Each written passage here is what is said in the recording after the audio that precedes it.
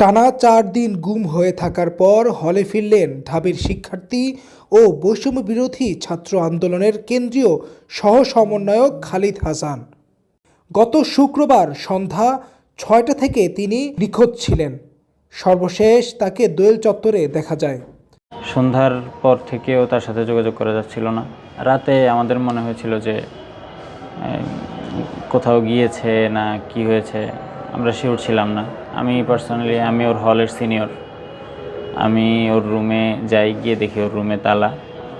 আমি খুব একটা পাত্তা দেইনি বিষয়টাকে, কোথাও যেতে পারে, ও এমনিতেই লেট নাইটে আসে। পরদিনও তাকে যখন আমরা পাইনি, হলে কল দিয়েও পাওয়া যাচ্ছিল না, তারপর দিন তার ফোনে কল ঢুকছিল না। তখন আমাদের টেনশন হতে শুরু করে।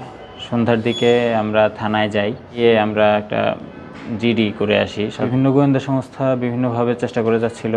4 দিন পর 24 তারিখ রাত 11:30 নাগাদ হলে ফিরে আসে। আমার হল প্রভোস্ট আমাকে ফোন দিয়ে জানান যে খালিদ ফিরেছে।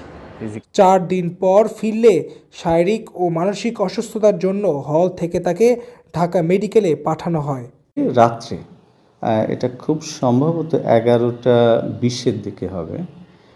আমরা আমাদের একজন দারোয়ান এসে বলল যে স্যার উনি ফিরে এসেছেন। রুমে আসার পরে যেটা হলো যে তাকে খুব একটা অসুস্থ বলবো বা দুর্বল মনে হচ্ছিল, একটা ট্রমার মধ্যে ছিল ইনিশিয়ালি, এরকম মনে হচ্ছিল আর কি। তো যার কারণে আমি ইনিশিয়ালি যেটা করেছি, ও সুস্থ আছে কি না এটা আমি জিজ্ঞাসা করলাম। করার পরে মেডিকেলের আমাদের যে চিফ মেডিকেল অফিসার আছে তাকে ফোন দেওয়া হলো। উনি আবার সাথে সাথে একজন ডাক্তার পাঠালেন। ডাক্তার তার চেক আপ করার পরে বলল যে তার যে ব্লাড প্রেশার একটু হাই ছিল। তো কিছুক্ষণ পরে আসলে সবাই মিলেই এক ধরনের একটা সিদ্ধান্ত নেওয়া যে আসলে ওর একটু রেস্ট এবং ডাক্তার দেখানো দরকার। কারণ ওকে একটু মানে বলবো না যে খুব স্বাভাবিক ছিল শারীরিকভাবে আর কি, দুর্বলও মনে হচ্ছিল। তো সেই অবস্থার প্রেক্ষিতেই আসলে ইমিডিয়েটলি আমরা আমাদের ঢাকা মেডিকেল নিয়ে যাওয়া হয়। ফিজিক্যাল অবস্থা দেখার জন্য আমরা ঢাকা মেডিকেলে ভর্তি করি। এখন পর্যন্ত খালিদের শারীরিক অবস্থা স্টেবল না। আশা করি খালিদ সুস্থ হলে আমরা সব বিষয়ে মোটামুটি আরও ক্লিয়ার হতে পারবো, পরিষ্কার হতে পারবো। আর শরীরে কোনো সিভিয়ার আঘাতের চিহ্ন আমরা দেখিনি, আমরা পাইনি।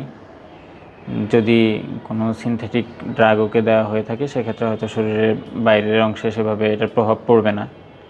সেগুলো চেক করার জন্যই মূলত মেডিকেলে আনা হয়েছে। লাস্ট তার খোঁজ পাওয়া যায় হচ্ছে দোয়েল চত্বরে রিক্সায় করে সে কোথাও যাচ্ছিল। গতকাল আমরা রাতে হল থেকে আমরা একটা মিছিল বের করি তার সন্ধানের জন্য। তো তার কয়েক ঘন্টা পরে হচ্ছে তার আমরা সন্ধান পাই। পরবর্তীতে আমরা জানতে পারি যে সে ঢাকা থেকে অজ্ঞান হয়ে পঞ্চগড়ে ছিল, সেখান থেকে বরিশাল ছিল, এরকম সে বিভিন্ন জায়গায় সে ছিল। তো সে আলহামদুলিল্লাহ সে সুস্থ হয়ে ফিরতে পেরেছে, এটা আমাদের কাছে একটি আনন্দের বিষয়। বাট সে মানসিকভাবে একটু বিধ্বস্ত মনে হচ্ছে। এই বিপ্লব যারা করেছেন তাদের যথাযথ নিরাপত্তা চান বৈষম্য বিরোধী শিক্ষার্থীরা। আমরা আতঙ্কিত না, কিন্তু আমরা চাই রাষ্ট্র এই বিপ্লব যারা করেছে, এই অভ্যুত্থান যারা করেছে তাদের যথাযথ নিরাপত্তা দিক। কারণ এই অভ্যুত্থানের অতন্ত্র প্রহরী তারাই। তারা যদি নিরাপত্তাহীনতায় থাকে তাহলে দেশের সাধারণ জনগণ আরও বেশি পরিমাণ নিরাপত্তাহীনতায় ভুগবে, কারণ তারা এই আন্দোলনের অগ্রসেনা ছিল। সুতরাং আমরা আতঙ্কিত না, কিন্তু আমরা রাষ্ট্রের কাছে চাই রাষ্ট্র যেন আমাদের এবং সাধারণ জনগণের নিরাপত্তা বিধান করে।